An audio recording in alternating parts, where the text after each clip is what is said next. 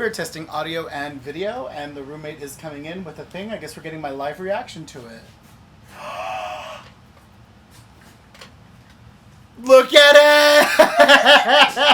it! Today we're going to be talking about the 2010s. Let's get started, shall we? So something I've been wanting to do forever is sort of go backwards in time and look at the different style trends that have happened in different major eras and talk about them while I attempt the makeup of that era. This is just a fun idea. I love playing with makeup. I'm in no way a mua, but I really like playing with makeup. I've been playing around with makeup for maybe 3 years now. I think I started back in 2020 when I actually started buying makeup and playing with makeup. It's definitely a fun journey, and I love fashion, and I believe that beauty and fashion, sort of like, you know, our sisters in the industry, they walk hand in hand. So I really wanted to talk about 2010s fashion. In the 2010s, I was in high school actually. I graduated high school 2014. So these core styles, or whatever were like the core trends, were very present when I was in high school, and I kind of want to talk about them. So this is definitely like early 2010s that we're talking about today, definitely not late 2010s, because I feel like to mid-late 2010s, that's when we were getting a lot of like really like insta beauty, and that's not really what I enjoy of the 2010s. I kind of like the sort of like hipster fashion that was kind of bizarre and fun and weird, and I also like the sort of a little bit of the cringe fashion takes that are like present in this day and age. I feel like if we don't look back at ourselves and cringe a little bit, we're not really growing. So let's get started with this, shall we? I'm just gonna do my makeup and talk about what's happening. This is, again, like I mentioned in the last video, this has nothing really to do about beauty, more about like the topic I am talking about. Where's my primer? Just slather it on my face. Welcome to the Hotel Slather. How can we slather you? 2010s were definitely a formative age in my life. I was literally a teenager. I was leaving high school at the early 2010s. So I got like, you know, a very early... Oh, you know what I did not bring with me? A mirror. Oh, also I cut my hair, and I really need to point out one thing. I was in such a rush because I cut my hair before work for some freaking reason that I accidentally used one of the wrong heads for the little machine that I use, and I totally shaved a bald spot behind my ear. But it's funny. I pinned my hair back. Nobody talk about it. Oh, I actually also found this article from BuzzFeed for years ago. I think this was in 2021. About 16 trends from the 2010s I seriously hope never come back, and 16 I sincerely hope do. And I kind of just want to go through it and talk about it because I think that there's some pretty interesting ones in here that I actually do think might make a comeback. Because, you know, in the 2010s we saw trends like athleisure, bomber jackets, dad sneakers, festival and Coachella fashion really take a huge forefront in the industry. I mean, streetwear, for example, is now fully sedimented in the fashion industry as a core part of even higher end fashion, to the point that higher end fashion now replicates smaller streetwear and the streetwear styles that were present in the 2010s. You know, the rise of like brands using logos also happened in the 2010s. Ooh. Ooh. Ooh. Ooh. Ooh. Ooh. Let's go with that. But yeah, 2010s for me is definitely like a nostalgia period because I was in high school at the time. I think of it fondly, maybe just because I was so young in it, and there was a sort of like, you know, blissful ignorance with being young. We have so much hope and like yearning in those like at that age that we like seldom don't think about all the crazy stuff that's happening. I actually really want to get into this list because there's a little bit of a list that I have here from this BuzzFeed article, and I want to look at it. The first one is colorful skinny jeans. I remember loving skinny jeans when I was in high school, but I could not participate in the trend because I got thick thighs. It really is a shame to be wanting to fit into a certain trend and physically being incapable. I remember going shopping and being like, "Mom, can I get these?" And she'd be like, "Why do you want those?" And I'd be like, "Come on, I think they're really cool." And then I'd try them on and none of them would fit me. And then I would go home and cry about it. I just think unfortunately in 2010s too, there wasn't so much of like an accessibility for people who were a bigger size. So obviously the fashion of that time in that era was a little gate-kept, it felt. There wasn't brands that were catering to plus-size people, to people of different body types and shapes, even to people who were just normally shaped. Like the way that so many people were made to believe that a size 4 was fat is really insane to me. And that was a whole cultural phenomenon at the time. It was probably worse back in the 2000s, but you know, in the 2010s, the idea of what was skinny and what was fat wasn't far off from the way it was in the 2000s. It sort of like rolled over, but body positivity started slowly gaining momentum towards the end of it. So that's something I really do appreciate about it, because nowadays I can find things in any sizes. But skinny jeans are definitely a no for me, because first of all, my thighs will never facilitate me being allowed to wear skinny jeans. Maybe a fitted trouser, a straight leg, if anything, usually fits me as close to that as I possibly can. I prefer a wide leg or a baggy fit when it comes to pants. Skinny definitely is not for me. And I don't know about anybody else, but in this day and age, I associate skinny jeans with like my mom. She wears skinny jeans quite often, and I think they actually look really good on her, but it's not a look that I would go for personally myself. Okay, up next we have flared skater skirts. Do I like skater skirts? I mean, they're basically just like a short A-line skirt. It's like a flouncy skirt. They're cute, I guess, but I wouldn't consider them like super fashionable. I think that they're definitely a very juvenile cut. And I think they're just okay. I personally don't really have much of an opinion on them. Heavy contouring. Speaking of heavy contouring, I think I gotta start contouring. I don't really have like brown contours, but let's try it. I have this like Fenty Beauty. Let's do it. Let's just like contour. You see how gray that is? Oh boy. Oh, Grace. Oh, Grace. Am I doing this right? I hope so. And if I'm not, I'll figure it out. I don't know if you can see it on the camera, but this is what we're working with, so we're gonna go. But the contouring trend definitely was started by the Kardashians, but it had been being done by drag queens for years. And it was definitely an interesting phenomenon to see people heavy contouring every day of their life. So much that brands put out products specifically about contouring. Like if we remember the Anastasia Beverly Hills cream and powder contour sets, people would buy these palettes to like do some crazy contouring that I don't really think anybody really needs. Is my nose crooked? I don't really see the need in contouring so crazily, and I do blame these damn Kardashians. Ooh, you know what though? Kylie in the 2010s ate everybody up. She was really serving. She had everybody doing that dumb lip challenge. She had everybody looking a fool. When she had that blue hair, everybody wanted to be Kylie. It was insane. I get what all this does. You know, my cheekbones seem a little bit more refined. My nose seems a little bit crooked. Another beauty trend was highlighting, and I don't highlight. I pretty much just use like glitter because I like glitter. I'm that kind of person. Ugh, it's just as soon as you powder, everything comes together. I don't feel pretty until I've powdered. Sometimes I don't feel pretty at all. But we just go through. We just move on, Joe. I hate the way my hair is in this video. Okay, I think the base is done. I think we're gonna move on to brows. And I actually borrowed this from my bestie because this ate everybody up in the 2010s. The Anastasia Dip Brow Pomade. Girl, everybody used this. I'm just gonna load up the brush. Oh. Okay, I get it. I remember everybody used this product. I don't really understand why. Because I personally like more of a, like, you know, natural, like, bushier brow. I feel like one of those Essex girls. I got, like, them bold-ass brows. It's M to the B, it's M to the B, it's M to the B. Ooh, girl, these brows are thick. I don't think these brows are me. Yeah, I wouldn't say these brows are unsuccessful, but I'm not like super into how severe they are personally. I don't really enjoy the super thick brow look, but I guess this is what this is, I guess.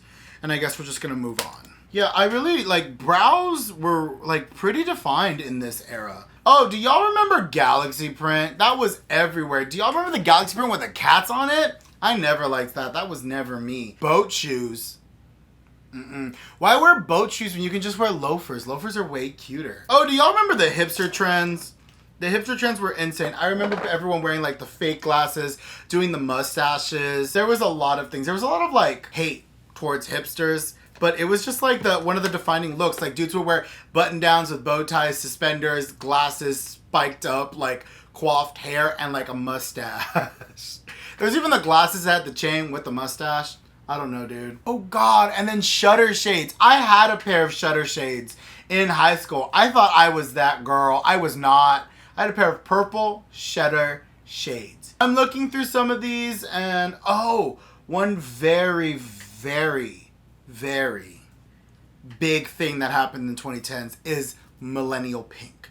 It appeared everywhere. It was on runways. It was everywhere. Every prom girl was wearing millennial pink. Here's what millennial pink is. It's just that blushy sort of mauvey pink. It's a really beautiful shade, and I actually do think it deserves its renaissance. At least in the 2010s, I was very tired of seeing it ever. I mean, I'm wearing hot pink. I prefer hot pink. But like, millennial pink is quite nice. I think we're in that era where like people are grabbing things from the past and revamping them. Like, I'm curious if those studded belts are gonna come back in a more modernized way. I'm curious if bomber jackets are gonna have their renaissance as well and brought back in a unique way. I want to talk about what it is that I'm about to do. I have a reference photo. Taylor Momsen. She did this sort of like thick eyeliner. They called them raccoon eyes. That's the sort of eye look that I want to go with. How am I gonna do that? Maybe I'll use a pencil for this. Maybe a pencil will be the easiest. Let's try it, right? So it looks like it's just her entire lid is blacked out and her under eye. So let's just start there. I actually can't tell if these like fan out or become like a wing. So I think I'm just gonna follow my eye shape. Well, there's that eye. I think I need it like darker and more saturated. I'm wondering if she used like a cream shadow. Maybe that's what I should use. Maybe I'll just use this as a base. I have this like MAC paint pot in Black Mirror. I think she goes like pretty deep on the under eye, so I think I need to do more of my under eye if I'm being honest. Now, yeah, get into it. Ooh, I think we're doing it. I think we're there. I think we're really, really there. I think we just need some eyeshadow now to sort of set this. This is what happens when I don't wash any of my brushes. I have nothing. I'm just making sure to pat black eyeshadow where I really want it to be the darkest and the most like raccoony, I guess. I think it's kind of fierce that raccoons got makeup inspired by them. Ooh, this is kind of fun. Oh, I think I went too far. Well, I said raccoon eyes, didn't I? This is definitely raccoon eye. I guess let's try this glitter, this shimmer thing, and let's try this silver. It's just like Silver Sparkle by e.l.f. I'm just gonna add it on this. Oh, and that did nothing. Okay. Alright. I don't know if I like this. I'm gonna do this eye and I'll be right back. Okay, so I did the other eye and honestly, this is a raccoon. I'm looking at it, baby. This is a raccoon. I don't know how I feel about this. I wouldn't say this is the best black like smoky eye that I've done, but it's a look. And honestly, I feel like me in the 210s, if I actually did this makeup, it probably would look like this. The more I look at it, the funnier it looks to me. The problem is like the bold brows with the bold eyes, I don't think it's the vibe.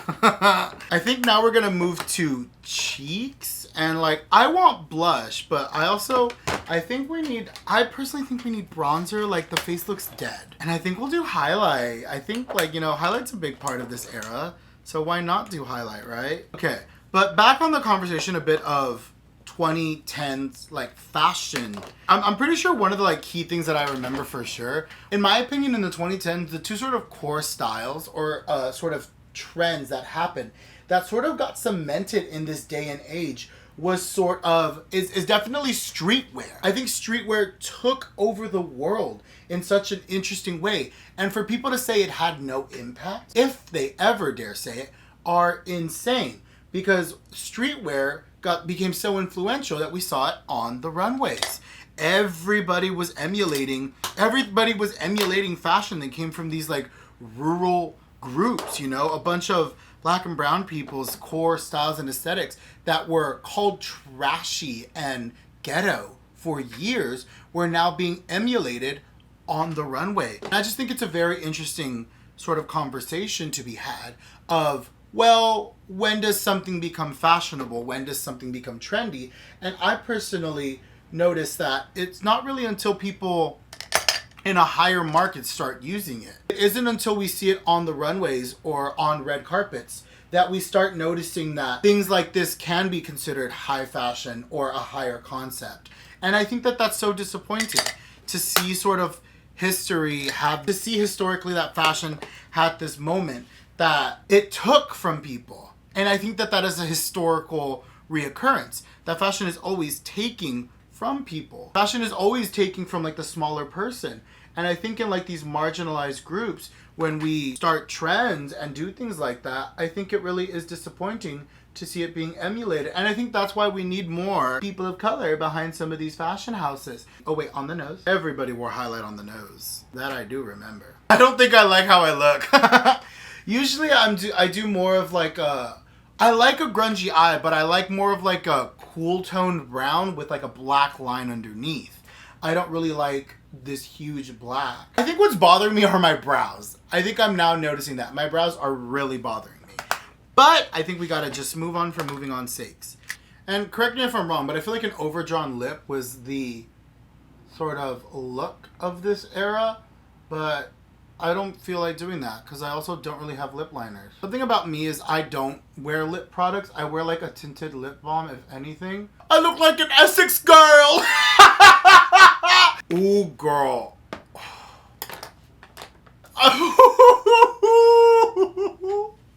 I just need a lash. I just need a really big lash and I look like I'm from Essex, babes. I look like I'm from Essex. No disrespect to Essex girls. I think y'all are fierce. However, this is not my look. I was going to do my hair the way I used to do it when I was in high school. I was one of those like low-key like scene kids. So I had my hair sort of just like brushed over. But I think I'm just going to keep this curly coif. Because I already don't like anything else that's happening. I don't think I want to partake in anything else. I think that's something that you discover when you play around with makeup though. It's like, I learned that this brow is not for me. I like more of just a gel brow with a little bit of filling in with like a pen or a pencil. And I hate lips. I think I look pale. I don't like this. But to end this video, thank you for watching. If you enjoyed, like, comment, and subscribe. I hope you like my makeup, because I sure as hell don't. I think the 2010s were an interesting era of fashion. I like to say that 2010s feels like the teen era in fashion, you know? I feel like everybody was experimenting, and everyone that was growing up in the 2010s, I feel like now has a really good understanding of their style, because they went through this confusing era where we were being bombarded with different aesthetics and different ideas of what beauty was. And now to what it has evolved in, we all have a better understanding of it. A better understanding that kids these age will never understand what it's like to fully experiment and look ridiculous for a little bit. Because nowadays they can experiment and find videos that will teach them how to look the way that they ideally want. And there's a lot of resources that they have access to, whereas for us, it was just the beginning of the internet and we were all experiencing it together. So, you know, is it cringe? Just a little bit. But some of the fashion moments I do think are going to make a resurgence. You know, I think athleisure is going to have a really, really huge comeback. I think it's forever in our market now. Just clothing that is worn for people that look like they work out, but they don't. It's like you could go for a run at any moment, but that doesn't mean you're going to. And then, of course, streetwear is here to stay. Streetwear has cemented itself in the industry. It is now a core market. So much so that there is entire brands devoting to streetwear. So much that there are couture houses that are mimicking streetwear trends that are being started by smaller brands and people in fashion. I do think there's some stuff that I hope stays. Like, I hope hipster doesn't really make its resurgence. I hope skinny jeans stay in the past. I think we should all stick to straight, wide leg, and baggy. Personally, but I think what we've all discovered in this day and age is you're allowed to dress however you want. You are allowed to feel whatever aesthetic you want. With the resurgence of Y2K, I feel like so many people are, you know, really feeding into that Y2K, but some people are also feeding into the different subcultures that were around in the 2000s. And I really, really enjoy that. I hope that everyone out there allows themselves to experiment and experience different aesthetics. I know I've had several different aesthetics growing up, and I've enjoyed every single one of them in that moment, to the point where now I feel like I've got like 3 aesthetics that I like playing around with, that I frequently shop for and enjoy doing. But with that, take care. It's been real. It's been fun. I hope you had fun. I hope you enjoyed this makeup look, because I sure didn't. Let me know what other eras I should look into, replicate makeup, and talk about. With that, take care. Drink your water. Have fun. Experiment. Bye!